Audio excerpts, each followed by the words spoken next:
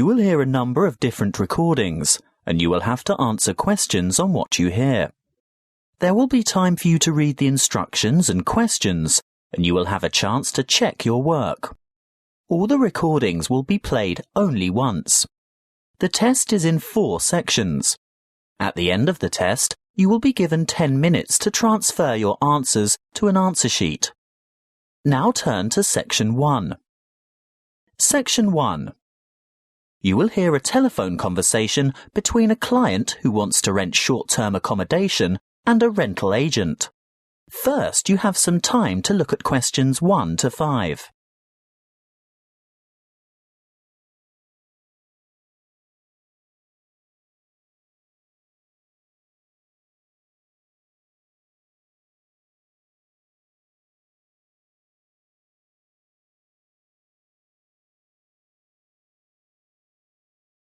You will see that there is an example that has been done for you. On this occasion only, the conversation relating to this will be played first. Good morning. Ace Accommodation. How can I help you? Good morning. I'd like to organise some short-stay accommodation on the Gold Coast, please. Certainly. Who am I speaking to? Miss McKinley. Sylvia McKinley. Could you spell your family name for me, please? It's MACKINLAY.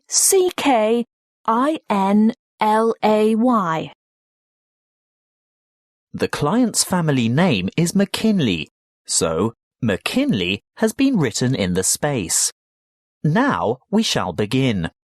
You should answer the questions as you listen, because you will not hear the recording a second time. Listen carefully and answer questions 1 to 5. Good morning. Ace Accommodation. How can I help you? Good morning. I'd like to organise some short-stay accommodation on the Gold Coast, please. Certainly. Who am I speaking to? Miss McKinley. Sylvia McKinley. Could you spell your family name for me, please? It's MACKINLAY. Thank you. And your first name is Sylvia? Yes. Is that with an I or a Y? A Y, the old-fashioned way. That's SYLVIA. Thank you, Miss McKinley. Now, just for our records, can you tell me what country you live in? Of course. It's England, actually. I thought so. Now, when are you coming? Well, at the moment, we're planning on arriving on July the 26th. Oh, the 25th. That's the last day of the public holiday, and it might be difficult to find something available on that date. No, we're coming on the 26th of July. Oh, well, that's fine then. We'll have lots of good places vacant by then, although you wouldn't be able to move in until late afternoon, because our cleaning crew will need time to get everything ready for you. That suits us. Our flight won't get in until early evening anyway. How many of you will there be? Just my sister and myself. And how long do you intend to stay? Oh, only a couple of weeks. We'd like to stay longer, but we'll have to get back to work.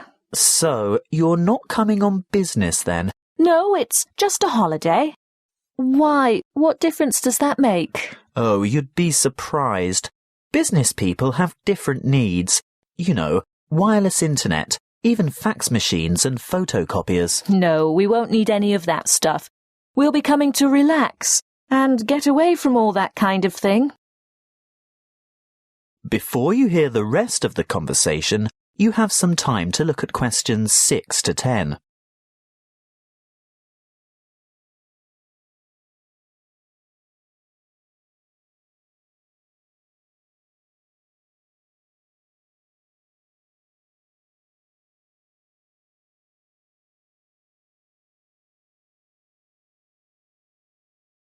Now listen and answer questions 6 to 10. Good. Now, what exactly are you looking for? A house, a duplex, or an apartment? What's a duplex? Oh, that's what you might call a townhouse or a unit. You know, 2 houses semi-detached on the same property. Oh, I see. I think an apartment will suit us just fine. And how many bedrooms? 2. 1 or 2, it depends on the size. My sister and I don't mind sharing if it's a decent-sized bedroom with 2 beds. Well, that makes it easier. And car parking? Will you require a lock-up garage? They're a little harder to find with an apartment. We'll have a hire car, and as far as I know, there are no regulations concerning car parking. I think as long as it's not parked on the street and it's secure, there shouldn't be any problems. OK. Now, I'm assuming you want something by the beach. Yes, that's the idea. We want to enjoy the surf, sand and sunshine. OK, but before we settle on an area and discuss your price range, I'll need to know about other necessities. What do you mean? Well, for example, do you want to be close to a shopping mall or the casino or the fun parks? Or do you want to be in a complex with or near a swimming pool? No, none of that really matters to us. But we'd like to have reasonable access to the motorway so that we can drive up to Brisbane to visit friends there. Well, there are quite a few lovely small towns to choose from. There's Main Beach, which is north of Surfer's Paradise, or Mermaid Waters, which is a bit further south, or Palm Beach, which is quite a bit further south. Mermaid Waters sounds delightful. Is it close to the motorway? Well, not really. The M1 is actually closest to Palm Beach, and prices are likely to be more reasonable there too. That's settled then. Palm Beach it is. Now, if you'll just give me your email address, I can send you information about the town and lots of photos. Well, my email is smac13@hotmail.com. And one final thing. How much are you looking to spend per week on accommodation? Do you want something at the luxury end of the market? You know, newly redecorated, great views, all the mod cons? Not necessarily. Could we get something clean, comfortable and reasonable for $1,200 a week? Could you stretch that to $1,500 a week? I've got a property in mind that you'll absolutely love, but you'd have to go to $1,500. $1,200 wouldn't cover it. All right then, but that's our top limit. Good. I'll get onto this straight away, and there should be something in your inbox shortly. That is the end of section 1. You now have half a minute to check your answers.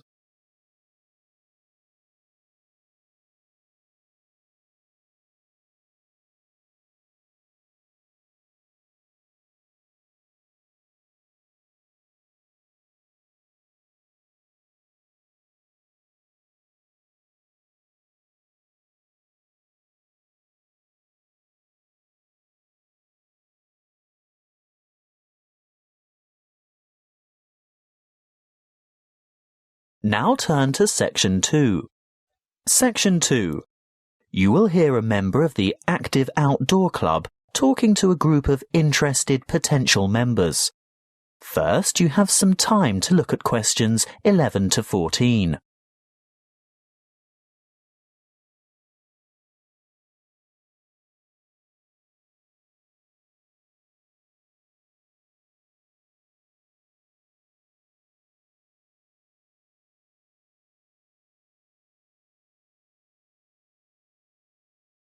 Listen carefully and answer questions 11 to 14. I'd like to welcome you all to our Active Outdoor Club. I'll start by telling you a little bit about the history of the club and all that it can offer, and there will be a chance for you to ask questions over tea and coffee in the lobby afterwards. You'll also be able to pick up pamphlets from the table at the back of the hall, and if you wish to purchase any of our products, Bill will serve you at the front counter. As most of you probably know, the club was founded by Nick Noble about 30 years ago. He thought of placing an advertisement in the local newspaper or erecting a billboard somewhere, but it was the radio that he decided on to reach the most people. You know, other people who might be interested in outdoor pursuits. Just basic activities like walking or tramping. Anything active that could take place in some of the beautiful outdoor settings that this country has to offer. Nick was overwhelmed by the response he got, and the club soon grew from a dozen or so friends and enthusiasts to around 200 members 20 years ago, and steadily since then to reach a membership of over 2,500 now. You don't have to be a hardened athlete or extreme adventurer. On the contrary, it's a group that encourages friendship and fellowship through social and recreational activities. The club tries to cater for all levels of maturity and both genders. In fact, anyone who has the physical ability and a moderate level of health and fitness to participate in open-air activity on a regular basis. I think our youngest member is a 5-year-old boy and our oldest member is a 75-year-old man. Of course, we have more challenging opportunities for those who are up to it, but all excursions are graded according to level of difficulty, and there will always be something for those families with small children. More about that later. I'm sure you realise that it's part of the focus of the club to ensure that our natural environment is kept as pristine as possible. We all have a keen interest in conservation, and many of our members contribute their time or give a monetary donation to organisations that work to enhance and beautify our natural heritage. Before you hear the rest of the talk, you have some time to look at questions 15 to 20.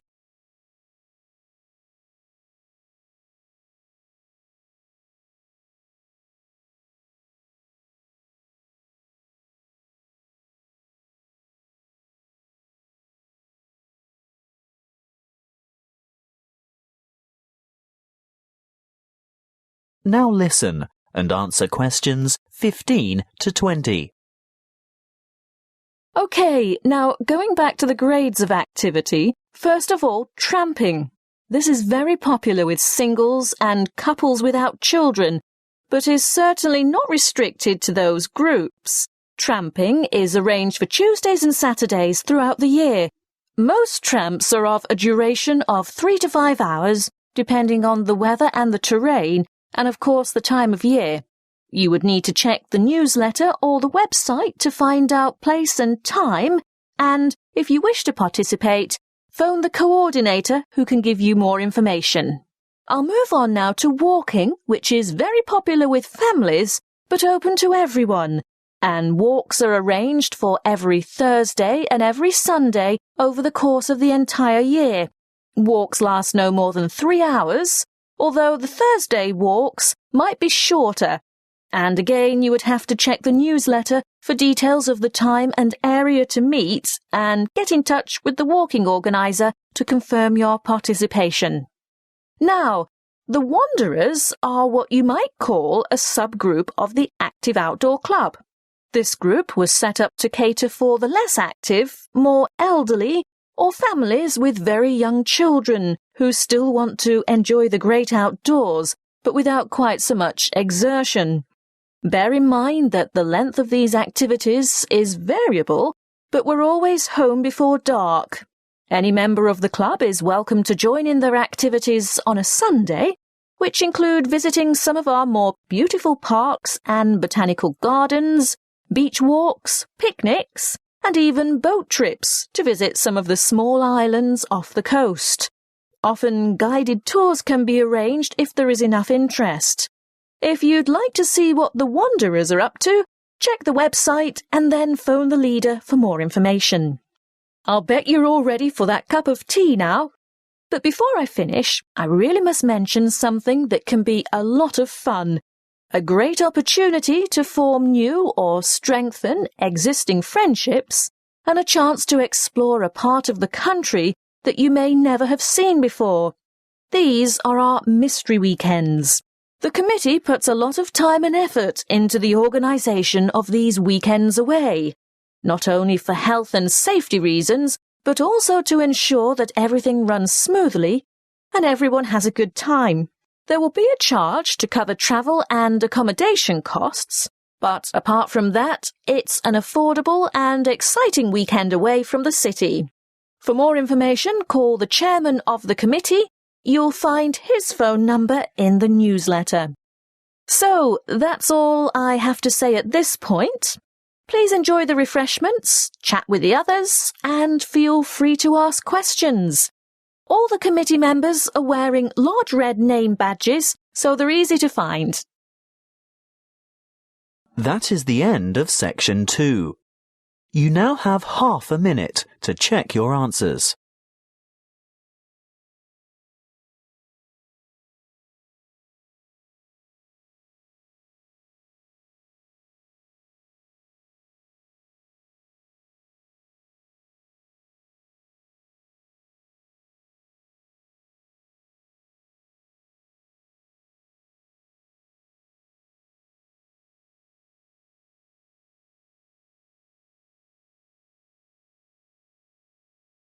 Now turn to section 3. Section 3. You will hear a conversation between an academic advisor and a student asking for information about a particular subject that she wants to study. First, you have some time to look at questions 21 to 26.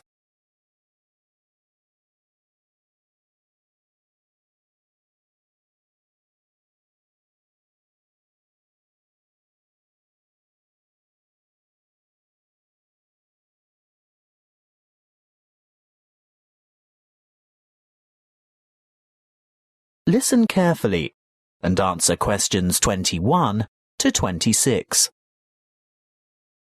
Come in and take a seat. Thank you. Now, you've made an appointment to see me with regard to one of the papers you want to enroll in next semester. Yes, that's right. It's the Globalization and Educational Change paper, GEC 692. Ah, well, I know the one you mean, but all the code numbers are going to change next semester, so although the course name will stay the same, the code will be ED995. Not that you have to worry about that. But the content will be the same, right? Oh, yes, to a large extent. The objectives are still to provide you with the skills and knowledge for analysing the challenges that globalisation poses for education. Yes, that's what I'm really interested in. The future of education. Not where we are now, but where we're heading.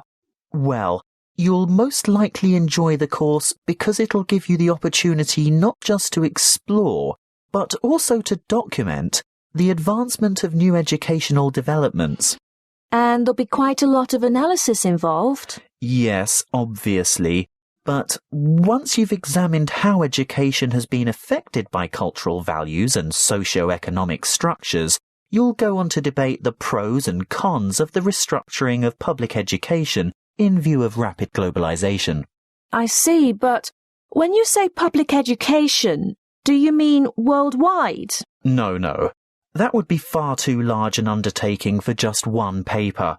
You'd probably choose to work with the education system within your own state or country. Sounds interesting, but isn't it a bit restrictive? Not at all.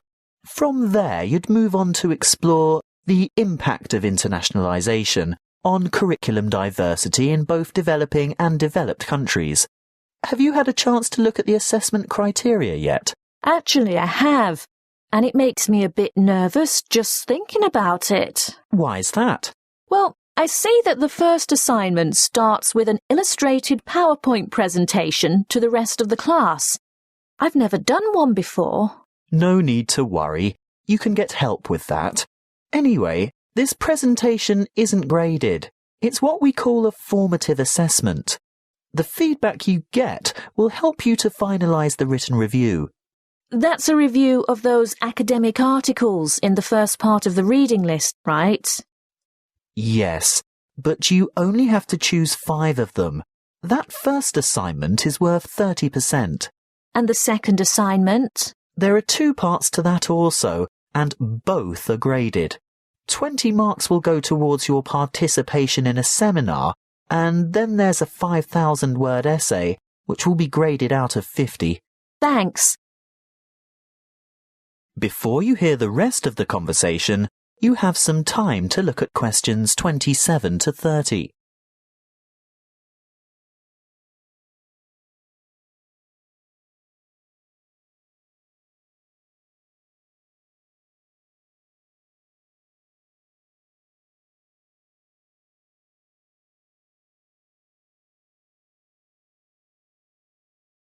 Now listen and answer questions 27 to 30.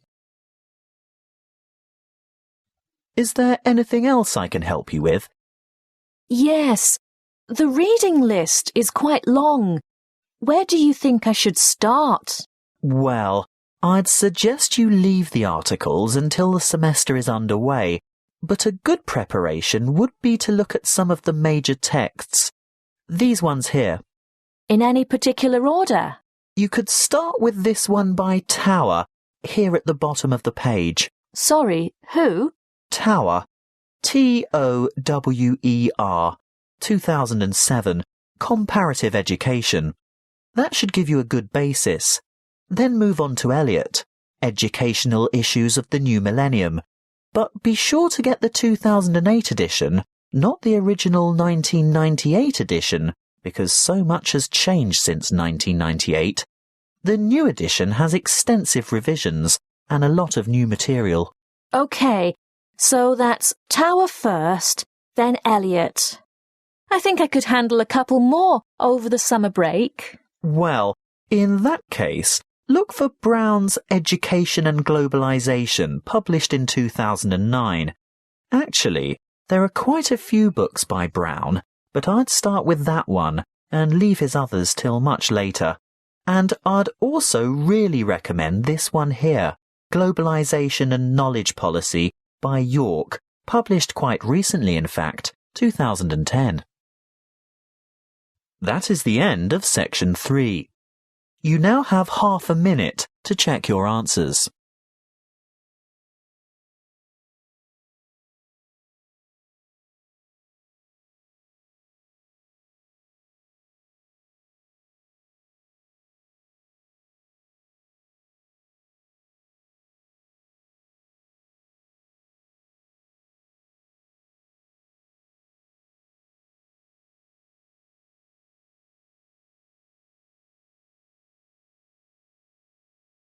Now turn to Section 4.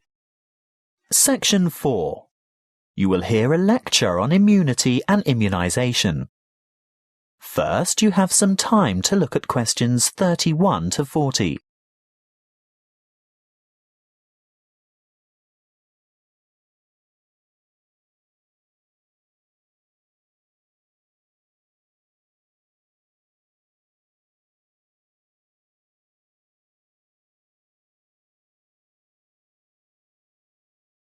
Listen carefully and answer questions 31 to 40. Good afternoon, and thank you for your warm welcome. This will be the first talk in a series of 5 on health interventions, protection and prevention. Could I start by asking for a show of hands?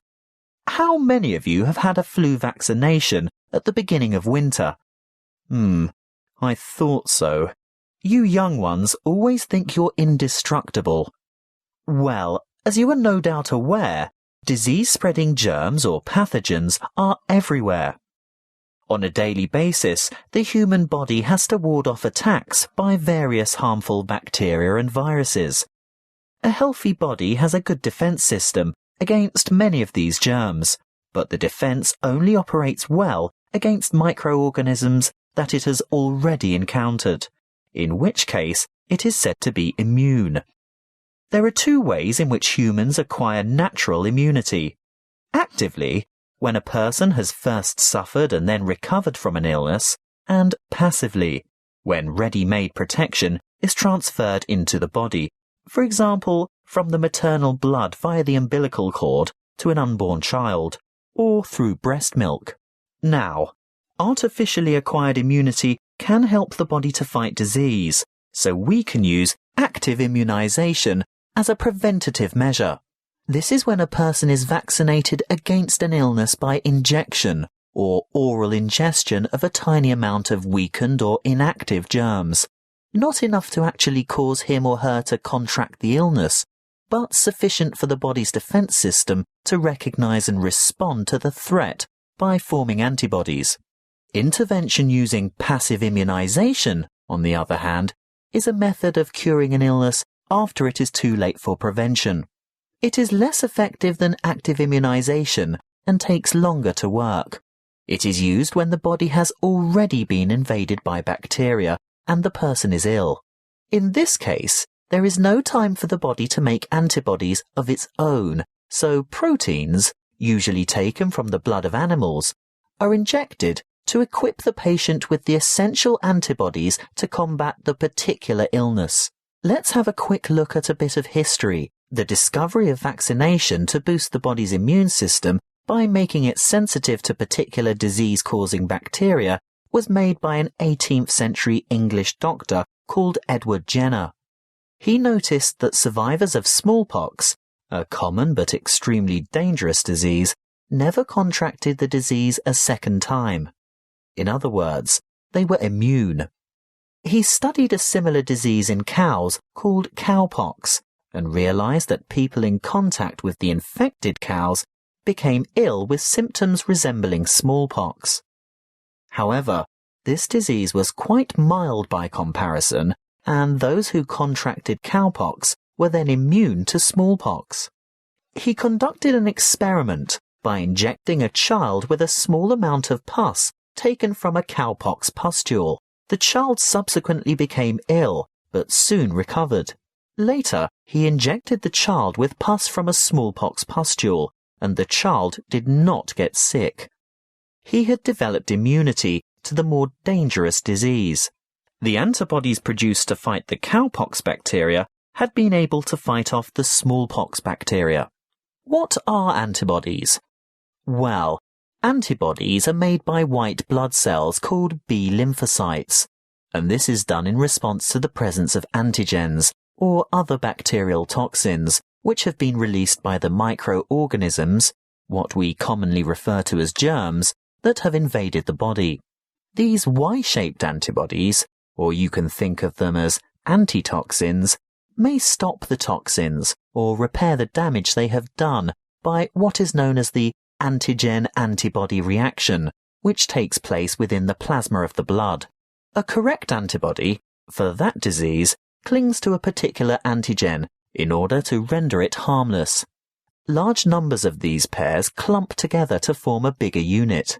This is called agglutination and is able to be seen by the naked eye, which is very helpful for doctors and other specialists to determine which illnesses a patient is immune to. Inoculation or active vaccination can protect people from serious diseases. The vaccine may make a person feel unwell for a few days when the immune system starts to produce antibodies to match the introduced antigen. This is called a primary reaction. If that particular antigen should ever enter the body again later, a secondary reaction takes place. The body is then able to produce large numbers of corresponding antibodies within a short time, so the invading antigens are quickly wiped out, without the person suffering any harm from the disease. That is the end of section 4. You now have half a minute to check your answers.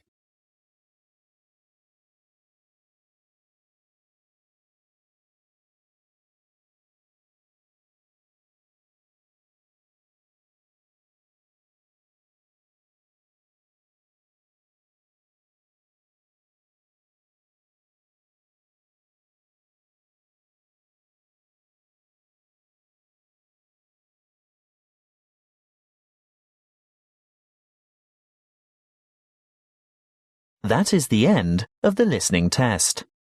You now have 10 minutes to transfer your answers to the listening answer sheet.